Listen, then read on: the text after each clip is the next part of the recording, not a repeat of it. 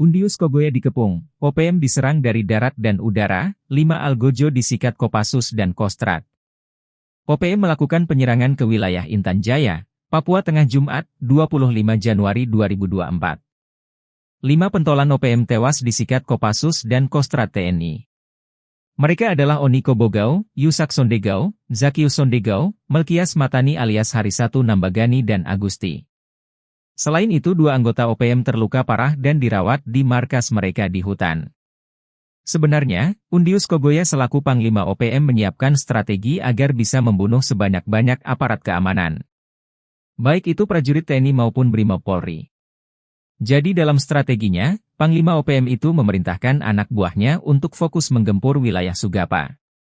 Targetnya adalah pesawat sipil yang terbang menuju Bandara Bilogai, melalui rute Sugapa. Bahkan Undius memerintahkan anak buahnya untuk membunuh siapa saja masyarakat yang ada di lokasi penyerangan. Selanjutnya, bakar Honai untuk menghilangkan jejak.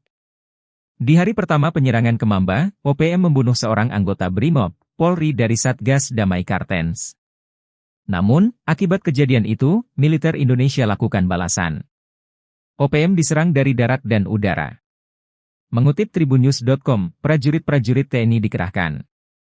Ada pasukan elit lintas udara, Batalion Infanteri 330 Tridharma, Kostrad, TNI Angkatan Darat Satgas Mobile, hingga prajurit dari Komando Pasukan Khusus, Kopassus, Satgas Mandala 4.